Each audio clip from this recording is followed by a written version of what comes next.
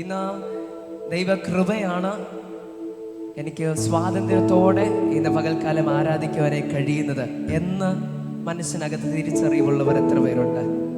എനിക്കിന്ന് സ്വാതന്ത്ര്യത്തോടെ ദൈവത്തെ ആരാധിക്കാൻ പറ്റുന്നു. അത് ദൈവകൃപയാണ്.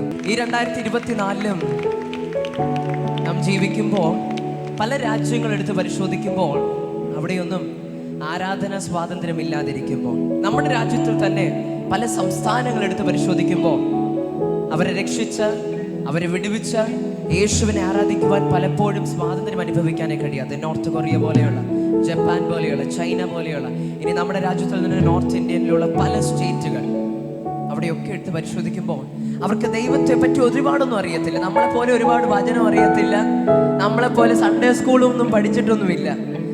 അവർക്കറിയാവുന്ന ഒരു വാക്യമായിരിക്കാം, ഒരല്പം കാര്യമായിരിക്കും യേശുവിനെ പറ്റി. പക്ഷേ ആ ഒരു അല്പം അറിയാന്നുള്ള കാര്യം അവരുടെ ജീവിതത്തെ മാറ്റിമറിച്ചു. പക്ഷെ ആ സ്നേഹത്തോട് അവർക്ക് അടുക്കുവാനേ കഴിയാതെ വണ്ണം ഇന്നും രഹസ്യത്തിൽ ദൈവത്തെ ആരാധിക്കുകയും ആരാധന സ്വാതന്ത്ര്യമില്ലാതെ പലരും ആത്മാവിൽ എന്താ വളരെയധികം പ്രയാസം അനുഭവിക്കുമ്പോൾ ഇന്ന് നമുക്ക് അഭിമാനിക്കുവാനേ കഴിയണം. ഇന്ന് നമുക്ക് ആ ദൈവം ആ സ്വാതന്ത്ര്യം നൽകിയിരിക്കുക. ആ കർത്താവിന്റെ സ്നേഹത്തെ ഓർക്കുവാനും ആ ദൈവത്തിന്റെ സ്നേഹത്തെ ഓർത്ത് സ്തുതിക്കുവാനും ആരാധിക്കുവാനും മഹത്വപ്പെടുത്തുവാനും ഞായറാഴ്ച എന്നൊരു ദിവസം കൊണ്ട് ഓടി ആ ദൈവസന്നിധിയിലേക്ക് കടന്നു വന്ന് ആ കർത്താവിൻ്റെതായിട്ടുള്ള സമാധാനം അനുഭവിക്കുവാനും ദൈവത്തെ പ്രശംസിപ്പിക്കുവാനും ദൈവത്തിന് നൽകേണ്ട സ്തുതി സ്തോത്രങ്ങൾ അർപ്പിക്കുവാനൊക്കെ ദൈവം നമുക്ക് സ്വാതന്ത്ര്യം നൽകിയിരിക്കുമ്പോൾ അതിനെ ഒരു ചെറിയ കാര്യമായി കാണരുത്, അതിനെ നിസ്സാരമായി എണ്ണരുത് ദൈവമക്കളെ. ഹല്ലേലൂയ. പലരും ഇന്ന് വീട്ടിൽ കിടപ്പിലായിരിക്കുമ്പോൾ പലർക്കും ദൈവസന്നിധിയിൽ ഒന്ന് വന്ന് ആരാധിക്കുന്നത് വളരെ ആഗ്രഹം, പക്ഷെ ദൂരം കൊണ്ട് വരാൻ പറ്റുന്നില്ല. അവരുടെ സാമ്പത്തികമായിട്ടുള്ള ബുദ്ധിമുട്ടുകൾ കൊണ്ട് വരാൻ പറ്റുന്നില്ല. രോഗം കാരണം വരാൻ പറ്റാതെ ഇന്ന് ഭവനത്തിനകത്ത് ഒതുങ്ങിക്കൂടിയിരിക്കുമ്പോൾ ഇന്ന് ദൈവം നമ്മളെ ഇവിടെ കൂട്ടിക്കൊണ്ടുവന്നെന്ന് പറയാതിരിക്കാൻ പറ്റത്തില്ല. ഹല്ലേലൂയ. ഇന്ന് ദൈവം നമുക്ക് സാമ്പത്തികം നൽകി, ദൈവം നമുക്ക് സാഹചര്യം ഒരുക്കി തന്നു, ദൈവം നമുക്ക് ആരോഗ്യം നൽകി. അതുകൊണ്ടാണ് ഇന്ന് നമുക്ക് ഇത്രയും ദൂരത്താണെങ്കിലും ചിലരൊക്കെ 3-4 ബസ്സൊക്കെ കയറി രാവിലെ 5 മണിക്ക് എഴുന്നേറ്റ് 3 മണിക്ക് എഴുന്നേറ്റും ഒക്കെ തയ്യാറെടുത്ത് ഇന്ന് നമുക്ക് കടന്നു വരാൻ കഴിഞ്ഞതല്ല, ദൈവം നമ്മളെ കൂട്ടിക്കൊണ്ടുവന്നു. തിരിച്ചറിയുന്നവർ ആ ദൈവത്തിന് നന്ദി കൊടുത്താട്ടെ. പലരും ഒരു ആത്മീക കൂട്ടായ്മയ്ക്കായി ഹൃദയം കൊണ്ട് കൊതിക്കുന്നുണ്ട്, പക്ഷേ ഭവനത്തിൽ നിന്ന് സപ്പോർട്ടില്ല, അല്ലെങ്കിൽ അതിനുള്ള അവസരമില്ല. നമ്മൾ ഒരിക്കലും ദൈവം നമുക്ക് നൽകിയിരിക്കുന്ന ഇപ്രകാരമുള്ള നന്മകളെ നിസ്സാരമായിട്ട് എണ്ണരുത്. നമ്മൾ അത് കണ്ണുള്ളപ്പോഴേ കണ്ണിന്റെ കാഴ്ച അറിയാൻ പറ്റത്തുള്ളൂ എന്ന് പറയുന്നത് പോലെ തന്നെ, ചെവിയുള്ളപ്പോൾ തന്നെ ചെവിയുടേതായിട്ടുള്ള പ്രാധാന്യത അറിയാൻ പറ്റുന്നുള്ളത് പോലെ, നാം ഉള്ളപ്പോഴേ നമ്മുടെ സംസാരത്തിൻ്റെതായിട്ടുള്ള പ്രാധാന്യത അറിയാനേ കഴിയുള്ളൂ. അതുപോലെ തന്നെയാണ് ഒരു ആത്മീക കൂട്ടായ്മ, ഒരു ആത്മീക ബന്ധം.